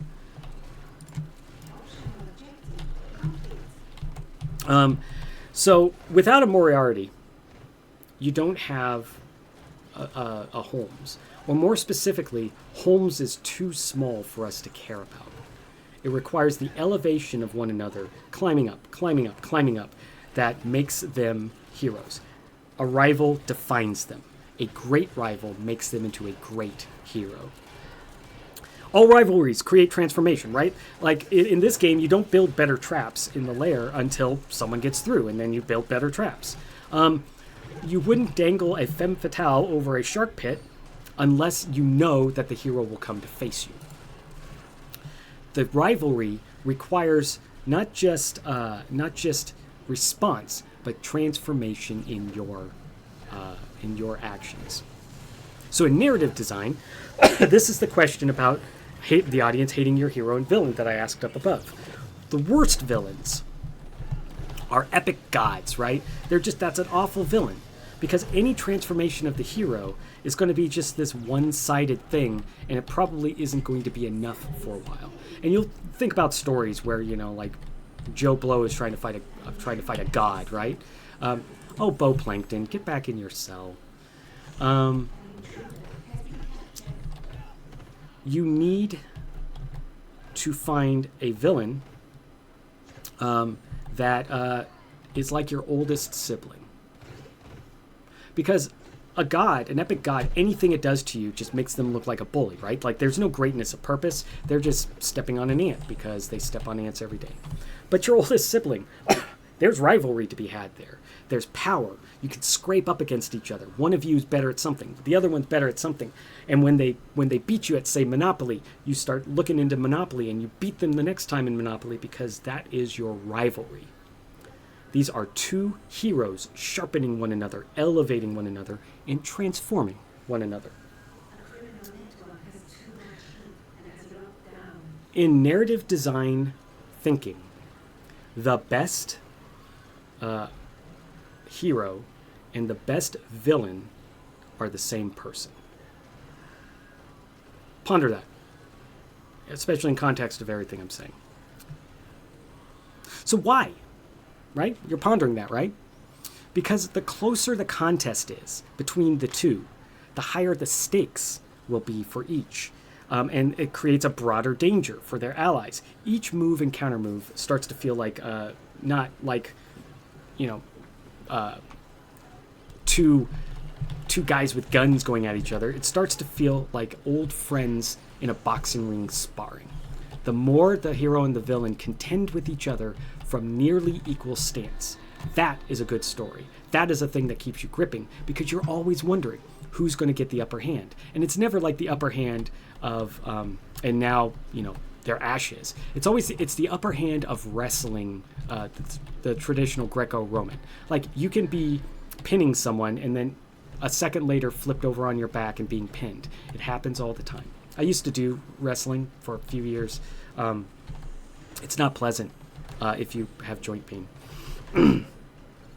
So the climb to victory of either the hero or the villain requires each of them to transform into something better and better and better. And it is sweet. It is visceral. If every moment you don't know who's going to win. Now, most stories you know who is destined to win. But still, a good story makes you wonder. I always bring up, for whatever reason, For Whom the Bell Tolls. The entire last two chapters. Everyone knows how For Whom the Bell Tolls ends, right? Robert Jordan dies. But you've got two chapters where he brilliantly wrote it and made you think he's going to make it. He's going to make it. And no, For Whom the Bell Tolls, my children. It's a very hard thing to pull off, by the way. Very hard. But if you can keep that climb very tight, it gets sweeter and sweeter and sweeter, and you get something even better than For Whom the Bell Tolls. You get like Farewell to Arms. Sorry. I don't know why I went on a Hemingway stretch. I got another book to talk about. Oh no, we don't have frogmen anymore. We've got some sort of investigators coming in on the boat. Let's take a look. So rivals drive your strategic evolution, right? This is very important to general game design, and the narrative needs to march closely besides this concept of driving the strategic evolution. And in Evil Genius 2, by the way, it does this quite well. Has a lot of problems, but not the way the narrative and the general game design shows you the strategic evolution of your character and all these supervillains that come calling. So how? Why? How? Adaptive challenges, right? Like every time you encounter your rival, you should have to innovate. You should have to think. You should have to strategize. It should not be like so much of this game where you just kind of watch, the bad guys get knocked down over and over and over again. It's a game balance thing, and I can be enraged about it for hours. Excuse me. So this adaptive challenge, forcing one another to innovate, is like raising a bar, right? Like it's what lifts all boats. If the boats are on top of a sea of meaning, a sea of rivalry, each time I innovate, you have to climb higher to catch up. So this creates what's called a benchmark for excellence. I love saying that. Excuse me, I got too excited about it. So the caliber of your opponent is how you can tell at any moment how you're doing. It's your measurement. If your opponent is winning, if your opponent is conquering Asia or something, then that shows you how your opponent is vis-a-vis you, and it makes you want to go further. I can't conquer Asia for whatever reason, but the caliber of my opponent and the actions they took tell me that I can reach that. And if I succeed, then I have achieved a heroic goal. So by the way, for high quality villainy, it's all about the benchmark for excellence. Any James Bond movie, just watch them. The villain often starts smug and powerful, and then Bond does something, and then there's a second go at it, right? And this time the villain's like, this time I have sharks with lasers over your head on helicopters. There's this sense of like the villain did the work to grow. So Evil Genius totally gets this. The progression system inherently grows your opponents as you grow, as your infamy grows. You get more and more competent opponents. You get Sir Daniels. You get soldiers coming in not from the sub base, but maybe from another place. Sometimes they'll come in from here. And that requires you to adapt. And by the way, this is a critical piece. There's our investigators. This is a critical piece. It isn't increasing difficulty. If you're using an increase in difficulty to try and achieve the narrative goal of growing your rivals' benchmarks, you are doing the opposite of what agency, adversity, and influence means. So the player must be given an opportunity to earn a place. And they must be given an opportunity to earn a place that is recognizable, both to them and to their villain and to the rest of the game world. So every time in this game you defeat a super agent, that definitely pushes you down the line. Every time I capture a new henchman and make them my own, like Elad Barracuda Jr., that is my way of showing that my villainy has grown. And the super agents and such will be more powerful because of that. It is a way for us both to grow, and it's very close to how, say, two martial artists might spar every day and have respect for one another, even though they contend. So by being challenged in a new way, the hero is forced to climb, right? They're forced to climb higher, and if they don't, then they fall under, and you no longer have a rivalry at all, right? If one side is defeated or is overcome, then that's no longer a rivalry. That's a school bully beating up someone. So how do you write game narrative about these transformations? So this is very much literature 101. A transformation is all about stuff you study in literary analysis, but the transformations are an internal thing, right? There's an internal learning, there's an internal adaptation to whatever the new thing is, but the outward signs are the actual transformation in the story. So if you're writing a novel, you can go Kafka, right, and talk endlessly about the inner struggles of the cockroach and their life, but the game narrative would be watching that cockroach go around, seeing how this world treats them and what they have to do in response to that. this is something that's hard for those who are good writers who move into game writing to deal with, because it is hard to teach someone that the inner monologue is how you destroy a game, and that's that's a broad term, but really, the inner monologue does it. So there's a lot of ways games do handle transformations. Power-ups, right? My favorite is a speech. The game stops, someone has to make a speech. Temporary abilities, by the way, are a transformation that pushes your heroism forward.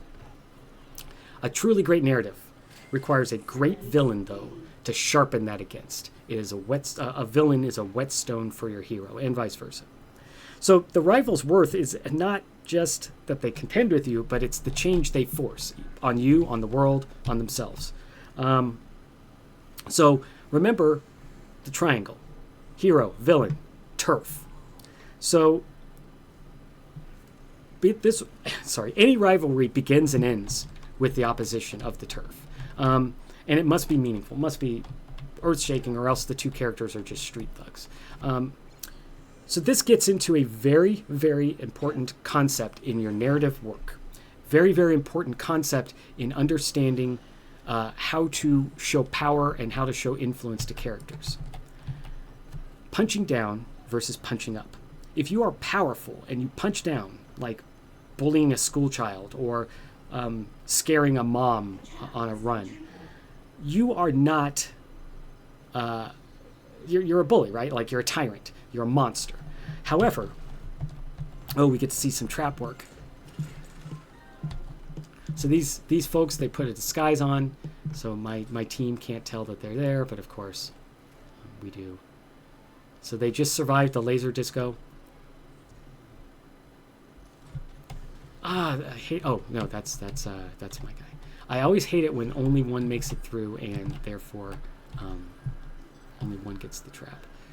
Oh boy, this might end less pleasantly, but let's see. So rival. Oh, talking about the punching up, punching down. Yay, bees and magnets, bees. So bullying a school child, punching down, makes you a bully, makes you a tyrant. You're not a villain. You're not a hero. You're not, the greatness of your opposition is non-existent. About to see some people go into the Shark Tank. Oh, but not that person. Got to be frozen first. You gonna do it? You gonna do it? Bye-bye. Welcome to the Shark Tank.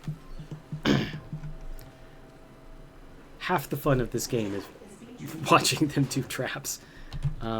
They captured that one. That's fine. Got 2 left.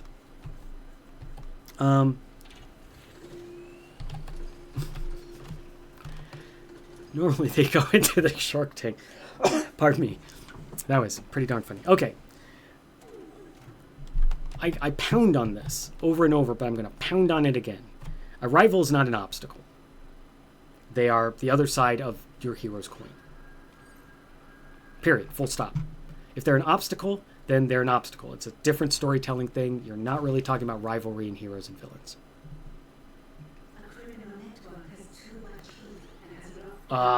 You stopped that one. Okay, well, you can't get them with all that. So they're about to hit a paywall, which, yes, I just have to mention it because it is a silly thing. But oh no, they're stuck at the paywall. They have to pay. So when we say a rival must be more than just an obstacle, the other side of the coin, this is what we've been saying all night, right? The idea is the greatness of opposition creates the greatness of the hero.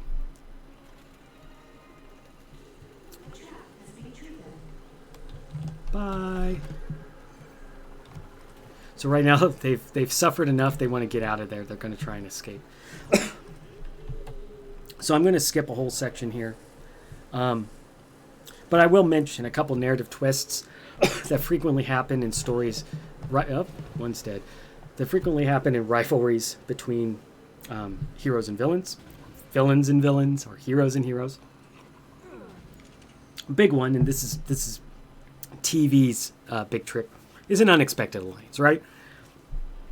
having a villain, even having a villain have to team up with you, the hero, this creates a richness to the game world. It creates a complexity to the rivalry, and it makes the rivalry feel more like, are you dead? Not yet. It makes the rivalry feel more like there is human emotions, human thought, human characters in there, not just, I'm a hero, I'm a villain. Greatness of purpose definitely gets recognized across enemy lines, and the unexpected alliances allows us to play with that. Shared legacy, by the way. A good narrative often... into the shark pit. A good narrative often hints of the epic nature of whatever the rivalry, whatever the quest, whatever the story is, early. And then we amplify that over and over and over again by seeing that the two adversaries, your hero and your villain, have something to do with that epic nature. It's the legacy that brings them into this story, that makes them the protagonists, antagonists, however you want to put it, of these stories. So for narrative design, I sum it up like this. Big charisma. A brilliant villain mind steals the hero's external power, creates a landscape for both to grow mutually, having the hero and the villain take a journey through the rivalry. That's it. Those are the pieces. Big charisma. I went through that because a lot of games do this. XCOM 2, which I love. And by the way, we're going to have a stream using that one pretty soon. You're not getting out of here, investigator. You adorable beast. Yeah. Okay, well, running deeper in is probably not your right move. So XCOM 2 is a great example. There are these opponents called the Chosen. And the Chosen have a pretty generic power set when you first meet them. But every time you face them, win or lose, they gain more powers that are based on and related to whatever you did to oppose them. So this is a pretty gaming 101 thing, but this is literally how you create this rivalry of a hero and a villain, and how they sharpen each other and rise together. Metal Gear Solid 5. You can steal the abilities, you can steal enemy soldiers, bring them to your side. But the opposition has signature tactics, and they grow more and more powerful as you grow as a hero, culminating into the biggest, right? And this is a very loose way of telling this story because I'll get lost in the Metal Gear Solid if I keep going. But the basic idea is the opposition keeps growing in a very measured and logical way.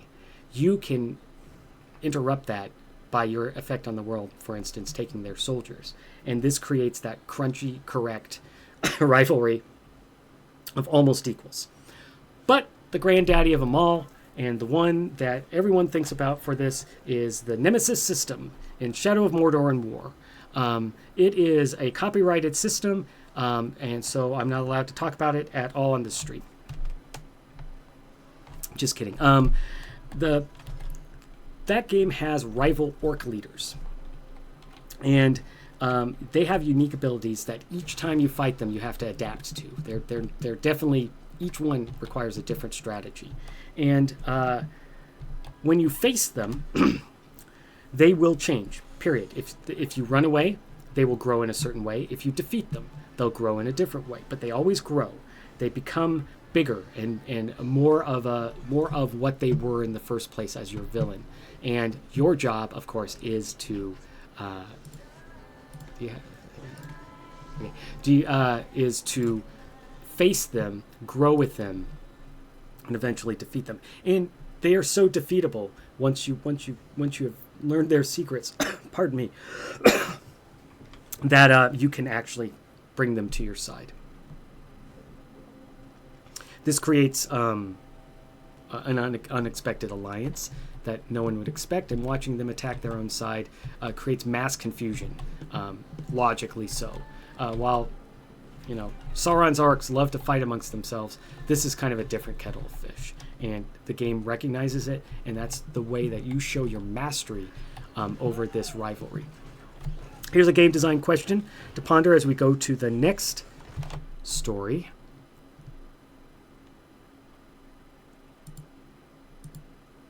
Yeah, I'm looking for that delete message. I got reply and pin.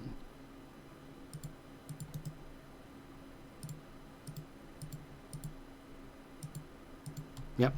So we'll look at that again. Here's a game design question to ponder as I tell the next story of Roald Dahl. Does it matter? Think about this one. Does it matter if you are a hero or a villain if you change the course of history? Does it matter? We shall find out in just a second. As I bring over, our slide again. I wish I could use this every single time. So we're going to learn in this next section about Roald Dahl, changer of world history. This is all true. Not that I think you were doubting me. So Roald Dahl was a spy, and he was doing spy stuff. Basically, he was sleeping with powerful women and literally writing down everything they said. He was very good at it. And in fact, they started to pass around his dossiers for light reading amongst the espionage people because it was hilarious. There was wit, there was wisdom. He really understood the people involved. And so we come to his greatest moment as a spy, and kind of a terrifying moment as a spy. He was close friends with Henry A. Wallace, who was the vice president of the United States. He was Roosevelt's right hand. I am glossing over a bunch of things, but he discovered in his conversations that Wallace was really into mysticism. Like mysticism, he believed in magic to the degree that he was speaking almost daily, or at least very frequently, with a Russian mystic in Moscow, who was training him basically on how that they could create forces to destroy the Nazis. Ironically, this is Indiana Jones, but from the other side. Who knows why Wallace was this way? But British intelligence, upon seeing Roald Dahl's report of this, became very concerned. Correctly, right? The person who is a breath away from the critically ill president should probably not be a guy who talks to Moscow on a frequent basis to learn magic. So Roald Dahl wrote a very accurate but very damning report that was about, specifically, he called it a national vulnerability, and he slipped it to the Democratic Party while the nomination process was happening.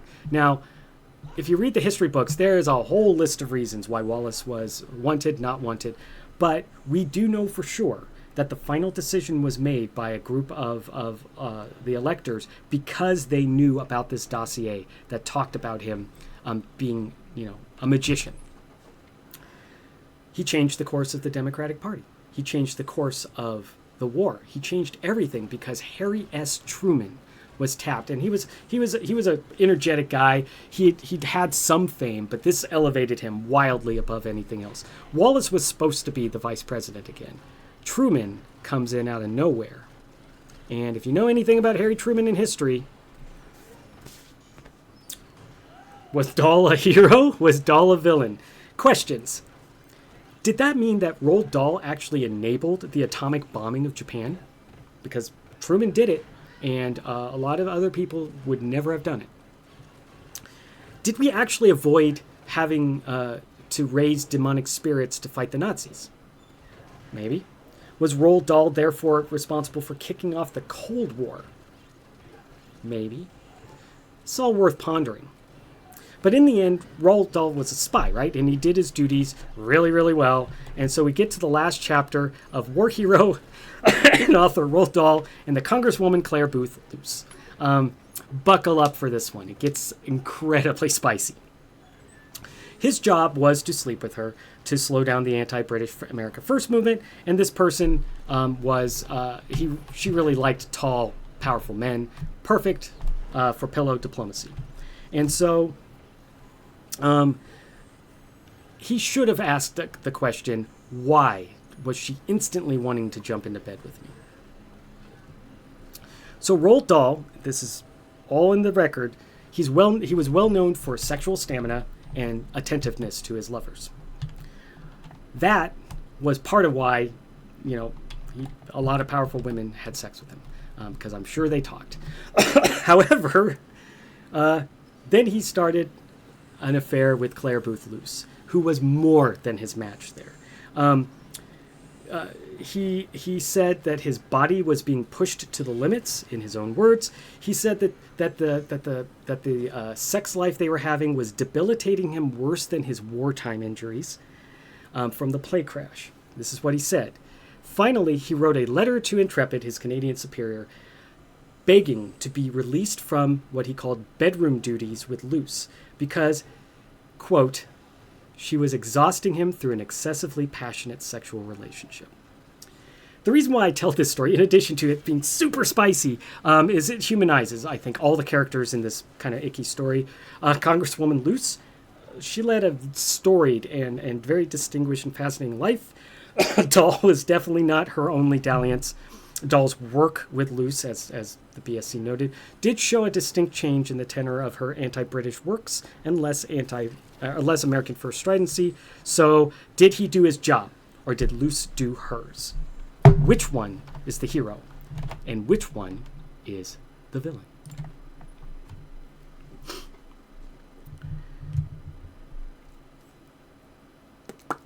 Looking at the time, I had to skip a whole section. It was just all the stuff about how to correctly write narrative and stuff like that. So, we talked a lot about the fact that he just shaped world history. Does it matter if you're a hero or a villain, if you've done that thing? So ask yourself, please. Can we call him a villain? Can we call him a hero? Has he actually changed from hero to villain and vice versa? Did he save us from a terrible fate? Or is Harry S. Truman our darkest timeline, right? And let's stop for a second and just say it's absurd. We're talking about a children's book author, world famous, but that's who we are. Villain, hero, we don't know. In the end, it was about the rivalry, not about who was right and who was wrong. So I'm going to skip the section on infamy and the scale of opposition, and just get to a section that I love, titled Rivalry Between Allies is Still a Rivalry. Two heroes being rivals is still a rivalry. And the example I'm going to use for that is China Miéville's Iron Council. That's right, baby. We're staying on the China Miéville train every week. So the story of Iron Council is about being in a perpetual revolution. And it's centered on this train that is trying to escape from this oppressive state. Every day they put down train rails so the train can move, and then they pull them back up again in the evening so they can put them down again the next day. So it's a revolution on rails, but not quite. And it has a lot to do with like the political themes. This is by far Miéville's most political book, and all of his books are political. So if you read it, I hope you like the idea of trade unionism and socialism and stuff like that, because that's where he's going with all this. But we don't need any of that nonsense. We have rivalries. The two leaders of this revolution on rails is Judah Low, who his goal is that to preserve the revolution perfectly as a symbol of hope. No action, just a symbol. We have this guy named Cutter, who believes that the only way to resist is not to be a symbol of hope, but to attack, to be a symbol of defiance. So they were lovers, and they loved each other, actually, and they deeply respected each other, actually. They were still fierce rivals, because one wanted attack and defiance, and the other wanted hiding and hope. So this rivalry, like all rivalries, as the heroes grew, they pulled in more and more with them. They flex their agency, their ability to change others and force others to their will. So despite the fact that they were allies, their rivalry is just as real as between a foul villain and a virtuous knight. So they had the same values. They believed the same things, but each was willing to do anything to stop the other. And that caused the stakes to rise. And that keeps us back to a concept I keep saying: the best rivals are the other side of the coin from one another. Cutter, they prepare for a massive attack on the city using the train, and Judah freezes the train and the people on it in time, so that way they could be endlessly preserved as a symbol of hope. Obviously, this is definitely not what Cutter wanted, or anyone. They wanted to die gloriously as a symbol of defiance. And now that this has happened, the entire uprising just disappears. He goes back to the city and becomes a foot soldier and a kind of a nobody around this newspaper he started. So the key here, the thing to always remember, especially for video game writing, is when a rivalry becomes all-consuming, the only way for that pressure to release, the only way for that to end, is for one to die and the other to die too. Or if there's a survivor, they cease to be a hero and they have to become an ordinary person again. Because again, a hero is only as good as the opposition they face. I say it this way: an all-consuming rivalry leaves no heroes. So we're going to, looking at the time, we're going to power through another Roald Dahl one because these are really useful for the rest of our stuff. Section 3. Okay. Section 4, The Spy Who Didn't Love Me, Roald Dahl. So his primary role was really finding Nazi sympathizers, other dissidents, but using his abilities of seduction to do so. He was celebrated. People loved to read his reports, and like I said, they passed them around. They were all read. But by 1944, the war was ending. Everyone knew it was wrapping up. And so Roald Dahl was sent for another critical mission, something else that the British needed to know from the Americans. He was sent to Los Alamos to seduce the wives of the nuclear scientists. These were people who would know a little bit about the atomic bomb, and he could piece together enough to help the British understand what they were doing with the atomic bomb. However, he failed to make any inroads with the women with his seduction targets.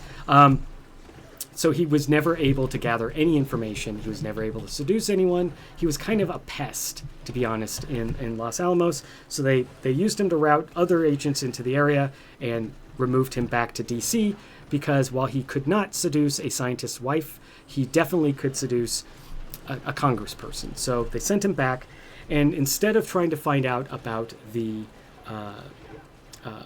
nuclear bomb, he was sent to try and find out about and influence the beginning of a post-war thing called the United Nations. Now, over his career, he worked with a bunch of British super spies: Ian Fleming, Noel Coward. His specific brand of espionage, though, was the reason why he was the point person, the most powerful spy in D.C. And so I'm just going to do this last section of Roald Dahl because it's the end of his story. And we can bring home some of our concepts through this. So Roald Dahl, the spy who wrote children's books, right? His life as a spy has petered out by 1945, mostly because he was actually becoming too famous. His children's books were taking off. People were really distracted by his authorship, and they could care less that he was an attaché, military attaché. So when you look at those books, though, when you look at his children's books, they all seem to carry a dark tone of espionage and spycraft. I mean, if you look at them correctly. So let's recast some of these and see. Charlie and the Chocolate Factory is an intelligence gathering operation, surely. There's a vetting period for the spy to establish their cover. There's disinformation. There's surveillance and counterintelligence to try and get the children to reveal their true natures. There's a guy named Slugworth. He sent agent after agent into the factory. They were all co-opted by counterintelligence. However, this Slugworth turned out to be a false plant. He was intended to see if there were any disloyalty among the children by trying to get an everlasting gobstopper from them. Matilda, a wild story.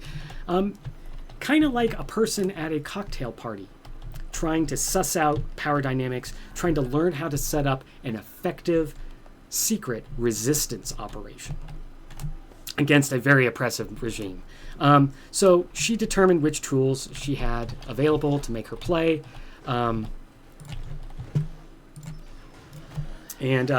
she used intelligence gathering to find out how to apply psychological warfare against her opponents, which was a schoolmistress and her own parents. Pretty much drove them insane. All of these steps are textbook ways counterinsurgency and insurgency works, and it was impressive because he even showed how they break, the opposition breaks, and the power breaks when a certain condition is made. Let's watch some scuba divers get murdered as I finish. By the way, she has telekinesis, which is perfect for any spy story. The BFG, tale about maintaining classified information in the crossfire of many, many pressures that are trying to learn and misuse that information. So dream catching, distribution, it feels a lot like gathering and preparing classified info. Oh boy, I'm going to keep going for a little bit. You are free to leave. Get out of here. Get. So the information gathering through dreams, he threw away bad dreams, sent forward good dreams, a lot like a spy, and he even had a weird language which felt like a code language. We could go on, by the way. The Witches, James and the Giant Peach, Fantastic Mr. Fox, all of them involved secrecy, espionage, especially The Witches, which is literally a book about espionage. So there was a woman named Julia McWilliams. You know her as Julia Child. She and Roald Dahl were important espionage agents who got their lives wallpapered over for a long time to establish themselves, and then years later it came out that they were spies. These characters were able to grow because of their espionage skills, but they were able to use them in a civilian way by having the ability to have a life. Just like the sex machine Shel Silverstein, he was a seduction powerhouse himself, Roald Dahl, and both of them because they were an incredibly engaging person to talk to. Shel Silverstein, like Roald Dahl, we got glimpses into their head from works that reveal a lot of darker inner life. And in the case of Dahl, he's just showing us how much he needed to work out from his life as a super spy. So, I am going to continue for 5 more minutes and power through a couple other concepts that immediately disappeared because I closed my phone, just to make sure I get across a couple other things. Let's see. Talked about narrative twists. Talked about that. Rivalry between allies. That's the China Miaville section. Nope, we're skipping that because we never fought her. So the last question I have for you before I do the closing ceremonies then. Should a hero be allowed to retire as a hero? I mean, I kind of said what I believe, but I wanted to give us all a chance to ponder that for reals. If you're a hero and you choose not to be a hero again, can you retire as the hero? Are you still a hero? Are you still able to do the things a hero does? Good question. So when Roald Dahl retired, was he a hero? And did he stay a hero? Time for me to wrap up. I apologize for the beginning being a tiny bit chaotic. There are buttons to push, and I don't really look at any of these buttons until Thursday at 6:30 p.m. because we all have jobs and stuff. So I apologize for that. I'm glad to see we have 4 viewers. I'm going to do the closing ceremonies, and this time I got a little bit of music to go with it. Whoa, a little bit loud music.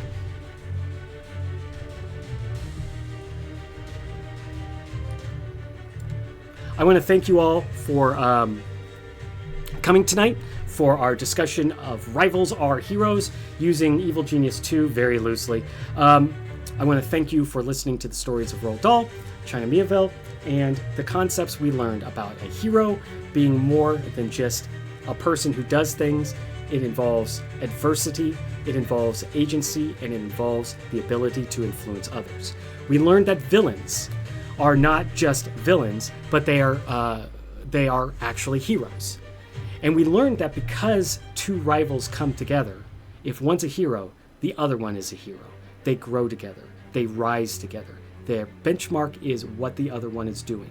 And if one rises too high, we no longer have a rivalry. We have a punching bag. My name is Steve Williams, known as Sojourner, the Passer-Through.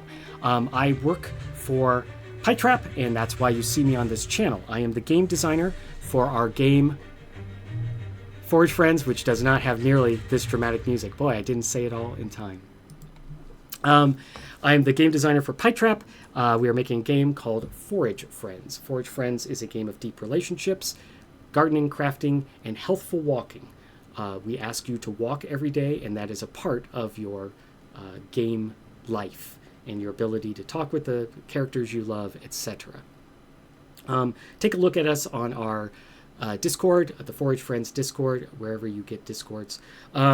And let's see, I want to thank the founders of the Feast, Pri and Chris, who run the studio PyTrap. PyTrap is a art and co-development studio up in Seattle, Washington. They make awesome art. You should hire them to make art. It's good stuff. And I am the game designer because they spun up a game development studio as well, and here I am.